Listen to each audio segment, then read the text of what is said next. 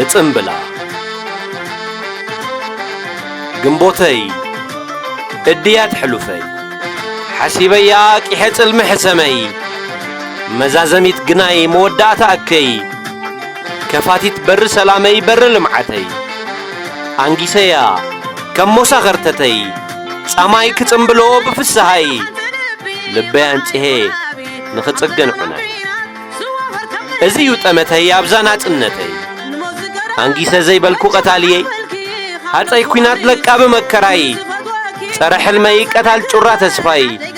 ገፋእ ዝተፍአለይ ኣብቲ ጻዕዳ ልበይ ንዕጽምተይ ዘካፊ ብዛራይ ደመይ ንጉስ ሕሰም ምኽሩ ንድሕረተይ ትልሙን ወፍሩን ዕንወት ሃብታም ዓደይ ባዕዳዊ ምልካዊ ተባራርዮም ልበይ ከድሚዩለይ ሓደ ንኽደፍን ናጽነተይ ሓደ ክነፍገኒ ሓርነተይ ተበራርዮም ዝቐርበኒ ራህዋ ከርሕቑለይ ተበራርዮም ዘንገስክዎ ሰላም ክቐትሉለይ እቲ ሓደ የባርር ክሓስእ ወንበረይ እቲ ሓደ ይቕበል ኣጸሚዩ ገደናይ ተንኰሉ ኸስምር ወራር እንዳይ ባሕረይ የንውሕዎ ሙሉዕ ዓወት ሪመይ ኣነ ግን ኣበደን እናኽበርኩ ፈላሚት ምዕራፈይ ወትሩ ብዕርደይ ስለ ሓርነተይ ደበስ ሰማእታተይ ስለዚ እጽምብላ ነዛና ጽነተይ ፈላሚት ብርሃነይ ካብ መንጋጋ ባዕዲ ዘውጻእኩ ዋሽገይ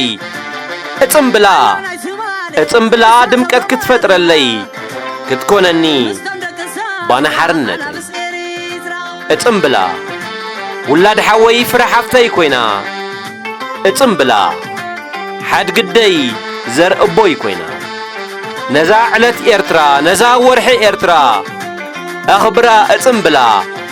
እዛ ዓደይ ከም ዘላቶን ከላ ክትኮኖ ንዘለዋ እናደኸምኩላ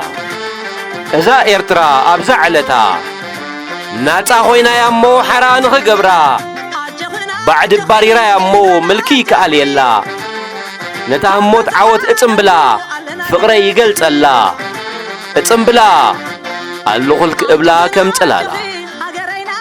ገዲዑ እንተኢሎም ማስሓቂ ኸይመስላ ካብ ምልኪ ምህዳመይ ኬስ ተማስላ ምሕድግ እንተበልኩስ ዘርከቡ ኸይብሉ ዘየኽብራ ዘየፍቅራ ናፋቕ ባዕዲ ከይመስሎም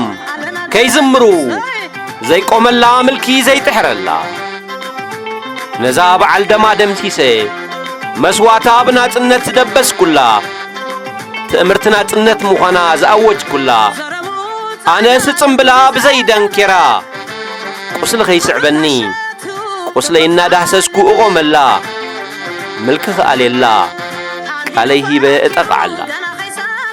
ጊዜ ሓሲሙኒ ሓቀይ ኣይድርብን ሕሰም ይኣል እምበር ምዕራፍ ኣይድምስስን እጃመይ ዓሚመ የሙቓምበር ኣየቝርርን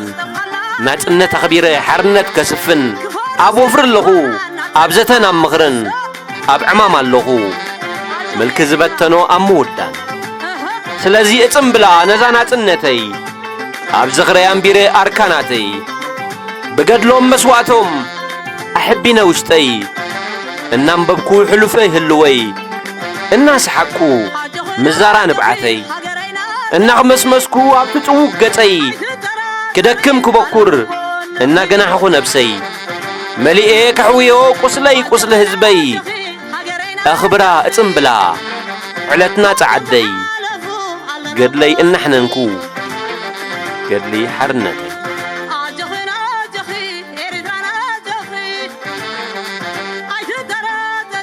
I